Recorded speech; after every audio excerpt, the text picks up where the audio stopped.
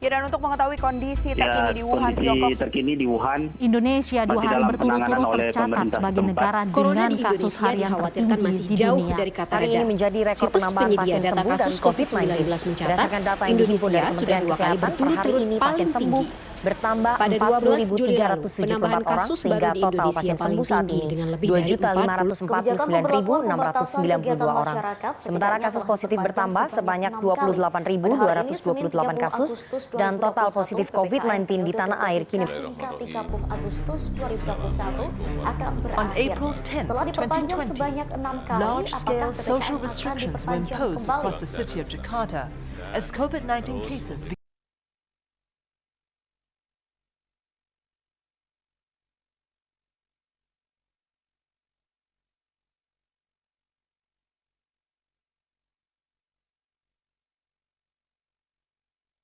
Sebagaimana dikutip dari laman worldmatters.info coronavirus, Senin 20 April 2020 pukul 5:57 waktu Indonesia Tengah, pemerintah Ekuador meminta maaf karena lamban dalam menghadapi pandemi COVID-19 di negaranya. Di Guayaquil, kota terbesar di Ekuador, mayat digeletakkan di jalan karena kamar mayat dan tempat pemakaman kewalahan menghadapi tingginya angka kematian.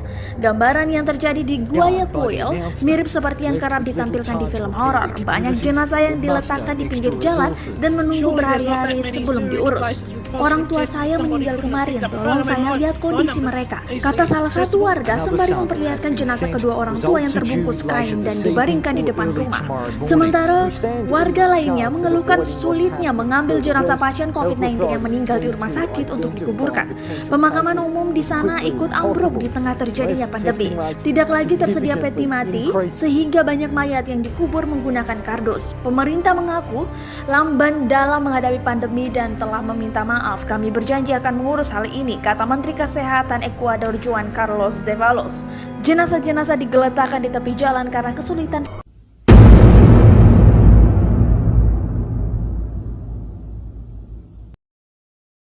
Dunia sedang tidak baik-baik saja, bukan? Banyak bencana yang terjadi di berbagai negara, hingga wabah yang sedang melanda di seluruh dunia.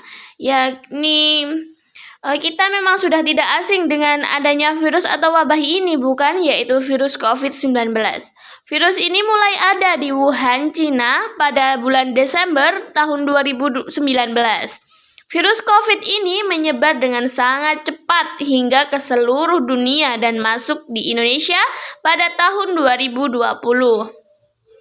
Hingga sekarang ini, teman-teman, 2 tahun sudah kita berdampingan dengan virus COVID-19 hingga kita sering lupa bahwa virus tersebut memang benar-benar nyata. Virus COVID-19 atau virus corona ini dapat menyerang dari saluran pernafasan kita dengan berbagai macam gangguan, dari gangguan yang paling ringan hingga dalam gangguan yang paling berat atau mengancam, yakni kematian. Virus COVID-19 ini bisa menyerang siapa saja seperti lansia, orang dewasa, anak-anak, hingga bayi atau balita, termasuk ibu hamil dan menyusui. Tanpa kita sadari, virus COVID-19 ini telah menyerang orang di sekitar kita, orang-orang terdekat kita seperti tetangga, teman-teman kita, sahabat kita, hingga orang terdekat yakni keluarga kita sendiri. Bagaimana bisa virus ini dengan cepat berakhir jika kita sendiri masih abai? Cintai diri kalian dan keluarga kita selain kita sendiri dengan tetap mematuhi protokol kesehatan, yakni 5M. Yang pertama, mencuci tangan setelah keluar rumah dan berinteraksi dengan apapun. Tanpa sadar, saat kita beraktivitas, kamu juga menyentuh dan memegang sesuatu yang entah itu. Lalu yang kedua, memakai masker. Dilansir dari halodoc.com, WHO Organisasi Kesehatan Dunia menghimbau kita untuk tetap memakai masker, entah orang itu sehat ataupun sedang sakit. Kebijakan organisasi itu juga ditegaskan kepada Bapak Presiden kita, yaitu Bapak Jokowi. Yang ketiga, yaitu kita menjaga jarak. Mengapa kita harus menjaga jarak sih? Yuk simak dan perhatikan jawabannya di sini ya. Pastinya kita semua pernah mendengar bukan bahwa virus COVID-19 ini bisa menular apalagi terkena oleh cipratan cairan akibat flu, batuk ataupun bersin yang dikeluarkan oleh mulut seseorang. Informasi yang aku dapat nih dari amari.itb.id.ac.id.com. Droplet atau lendir yang keluar dari orang yang terinfeksi COVID-19 itu saat sedang bersin memiliki kecepatan 50 meter per sekon selama 0,12 detik loh. Jadi jaga jarak dulu biar kita aman dan jangan jaga jodoh orang terus ya. Jaga jarak dulu ya biar kita aman, jangan Jaga jarak dulu ya, biar kita aman. Jangan jaga jodoh orang terus ya. Hahaha. Lalu, masuk ke yang keempat, yaitu menghindari kerumunan. Terdengar seperti orang introvert, bukan? Tapi itu memang diwajibkan di masa pandemi ini. Coba kamu bayangkan, jika kerumunan itu ada orang yang terpapar COVID-19, apalagi mereka tidak mematuhi protokol kesehatan. Bisa berabe tuh ke kita juga.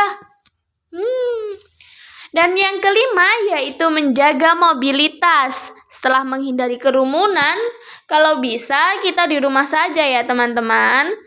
Jika tidak ada keperluan yang mendesak, kamu tidak perlu keluar rumah. Kecuali jika kamu ingin membeli cilok. Jika kamu di dalam rumah, penyebaran COVID-19 akan menurun dan lama-lama akan hilang. Itu seperti kapur barus yang kamu taruh di lemari, lama-lama akan hilang. Jadi begitulah 5M, yaitu yang pertama mencuci tangan, yang kedua memakai masker, yang ketiga menjaga jarak, dan yang keempat menghindari kerumunan, yang kelima menjaga mobilitas. Terima kasih. Hai, di sini kita akan membahas tentang pentingnya vaksinasi. Pentingnya vaksinasi untuk kekebalan tubuh kita dan juga untuk orang lain yang berada di sekitar kita. Selain mendapatkan keuntungan di diri sendiri, kita juga mendapatkan keuntungan untuk orang lain. Kita memberikan keuntungan kepada orang lain. Sejak adanya virus COVID-19 yang masuk di Indonesia pada tahun 2020, itu menyebar dengan sangat cepat ke seluruh pelosok Indonesia. Hingga padahal itu sudah masuk di seluruh pelosok Indonesia, tetapi banyak masyarakat yang masih menyepelekan akan adanya virus COVID-19 tersebut dan juga belum sadar akan bahaya COVID-19 dan pentingnya vaksinasi untuk tubuh kita.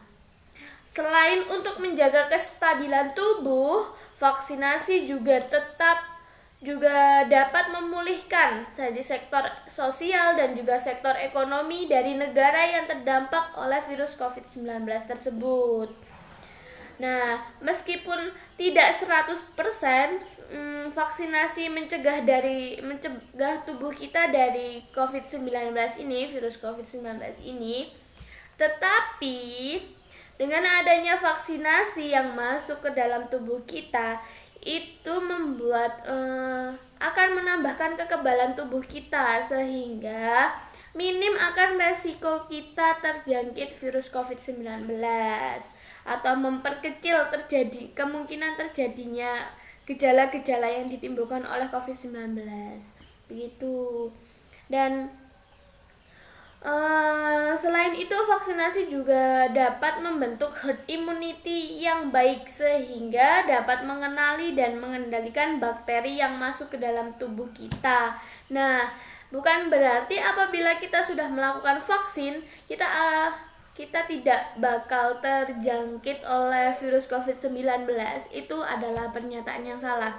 Jadi, apabila kita sudah melakukan vaksinasi, itu adalah membentuk kekebalan tubuh kita supaya tubuh kita lebih mengenali virus COVID-19, dan apabila kita sudah terjangkit nih, kita semisal terjangkit oleh virus COVID-19, maka tubuh kita sudah tidak kaget atau tubuh kita bisa lebih meminimalisirkan jadi gejala-gejalanya, sehingga kita tidak sampai kepada gejala, kita tidak sampai mendapatkan gejala yang terberat, yaitu kematian, kecuali apabila kita sudah mempunyai penyakit bawaan dari tubuh kita yang memang itu benar-benar sangat berbahaya. Nah, vaksinasi juga memiliki sangat banyak manfaatnya, tidak untuk diri sendiri tetapi juga untuk orang lain. Nah, untuk apa? Yaitu mengurangi rantainya penyebaran COVID-19. Salah satunya menjaga keluarga kita agar tetap sehat dengan tujuan utama, ya kan? Ya bukan? Pasti dong. Lalu, kenapa masih ragu untuk vaksin? Yuk vaksin agar Indonesia dapat cepat membaik.